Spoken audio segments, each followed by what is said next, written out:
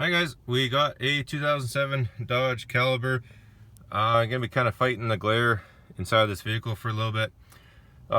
This is the 2-liter and it's got a lot of kilometers on there, 340,000. So right now it's a no start. It sounds bad. It sounds like no compression. It sounds like a timing belt went. I don't know how well this will show up the audio on this video. I don't know how well you'll be able to hear it, but at first second, that's what it sounds like.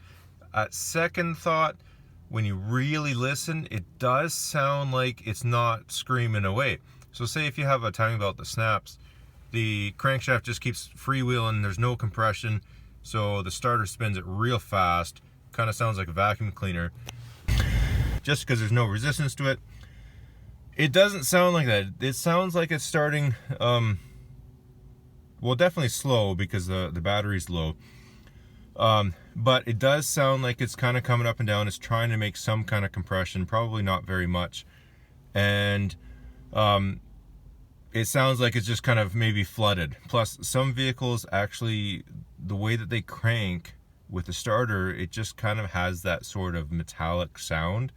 Even though they are cranking kind of slowly and regularly, they just sound like a vehicle that has low compression. This guy here being high mileage like that, these cars, they can and will flood. If it's poor running and it's cold out and you go to start it and say you got a weak battery, it's turning over slowly, it's pumping fuel, but the fuel is not burning and it continues, then yeah, you'll get cylinder wash. And it, you get high mileage vehicles, maybe the rings can stick a little easier. Everything's slightly worn out. I know the early generation Hyundais, the 2.7s especially, if it's cold out, oh, those things, if it doesn't want to start, you better be getting ready to hit that throttle, because if it doesn't start, you can have a hard time getting it to start. So we'll give it a whirl right now.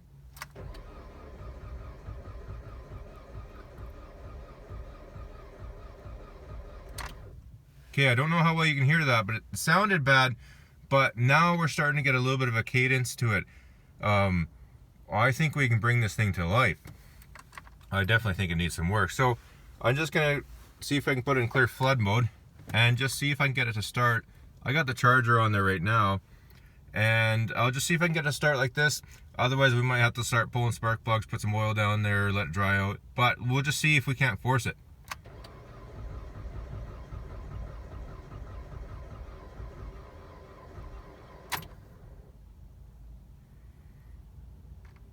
Yeah, give that starter a second to cool down. Give the battery a little more time to go.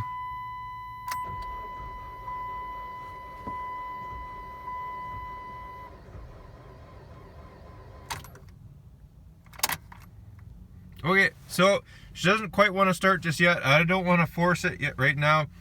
I'm definitely going to let the battery charge up some more. And since it doesn't quite seem like I can make it go right now, I'm going to end up pulling some spark plugs, and we'll show you along the way. But you know what? Let's try it one more time. Let's try. I'm just going to try kind of feathering the throttle.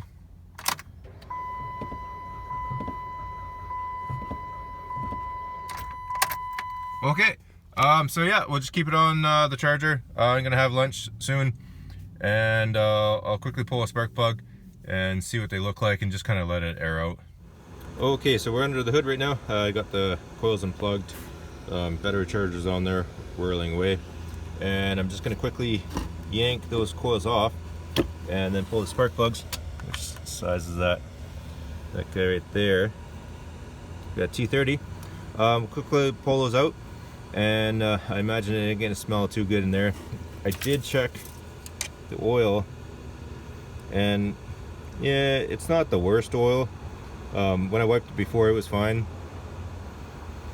It doesn't really smell like fuel that badly, which is a good sign. But I'm not giving up on this engine yet. I think we can bring it back to life. Whether or not it's going to run well is another matter. But yeah, I'll quickly pop those off and I'll show you what the plugs look like. Okay, if we look at these spark plugs, they are old. But there's more to the story too. it smells funny. I wonder if this thing has a little bit of diesel in there. That's kind of what it smells like. I'm gonna quickly pop this off, grab a fuel sample, and I'll need 2 hands for that, I'm sure. I'll give a fuel sample of that, and then see if that seems to be the case. Because yeah, it sure smells funky. It's only got a 1/4 of a tank. It's not right full or anything, which is good. If it does have bad gas, we can fill her up with good stuff and put enough in there to dilute it out. But don't neglect grabbing a fuel sample. Okay, so I just put the end of the fuel line into my little cup and just quickly turn the key on for a brief moment. Can you smell that? Yeah, I think it's just regular gas. The vehicle itself kind of smells funny. All this fuel kind of vapors that'll be in the intake mixing with all the oil and stuff for this thing cranking for who knows how long without it starting made it smell funny. But yeah, I believe it's just regular gas. But we'll definitely be throwing some regular spark plugs in there, that's for sure. And yeah, I think it's just a matter of flooding, just because it had a hard time starting because of those plugs. It just a little cold out, and you know, dead battery, perfect conditions, slow crank, makes low compression, especially with an engine that's old and probably has lower compression to begin with. But I have the feeling that with the battery fully charged up, with those cylinders aired right out and some new plugs in there, I get the feeling she'll start. It might take a bit of coaxing. I'm sure there's gonna be an awful lot of junk coming out of that tailpipe, but I think we can put a few more kilometers on this whole girl. So let's order up some plugs and see what happens. Okay, so this thing will definitely get a chance to air out while we're waiting for some new spark plugs. But neat little trick, while you're waiting for things, you know, drop the coils in there. That protects the holes. It'll still be able to breathe a bit, as much as it needs to. And now we don't have to worry about things falling down there, because that would be bad. Yeah. Well, we got the new spark plugs, so we'll quickly throw those in. But I just noticed something pretty bad. That there's the fuel line. That's a rub mark, probably off of the hanger there, and that's exhaust. If that starts spraying over that exhaust, that's a vehicle fire. Thankfully, this is just there's another quick connect down on the other end of that, so we can get a replacement line for that. But yeah, that needs to be addressed before she goes up in flames. But anyways, let's throw these in and see if she starts. Okay, so we got the new spark plugs in, and we're ready to fire it up, see if we can get this thing running. So what we want to be prepared for is we want to be prepared to keep this thing running. If it fires up, we got to start giving her throttle, because we do not want this thing to stall again and reflood. It can do that quite quickly. So we'll hope for the best and get ready to just keep her running. It might take a few minutes to burn everything off, because don't forget, you know, the intake's just going to be full of fuel vapors and oil and just all kinds of junk. So let's see what happens. There we go. Come on. Okay, so we got a fire at least, and it stalled.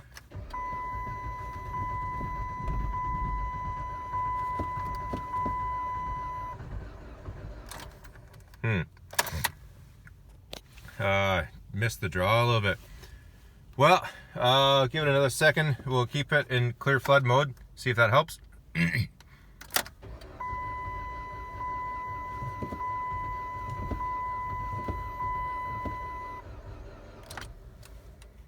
We missed our opportunity. So, what are our options? We could have faulty injectors. Something could be spraying more fuel, or I got glare. Or it could just be a matter of you know what? It could have weak rings, and just everything else being full of just junk. So I doubt we can get it started right now without waiting longer, but let's give her a shot and see what we can do. Okay, we're gonna try it again.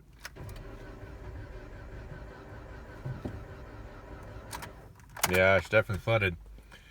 Well, it did start, and it ran for a second before it shut off again. So you know what, I haven't completely given up on this thing.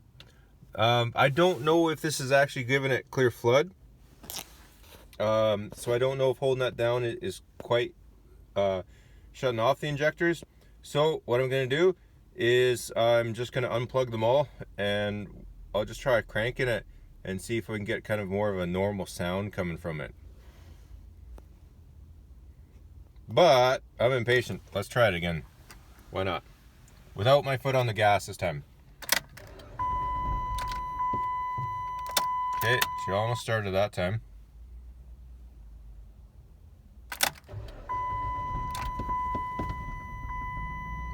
Okay, I'm full throttle.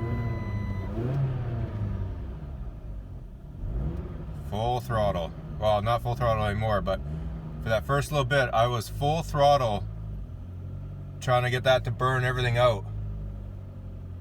And she is running. Can I get that to focus? All on its own.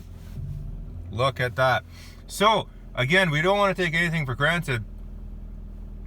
I'm just gonna roll the window down because we don't want to lock the key in the car.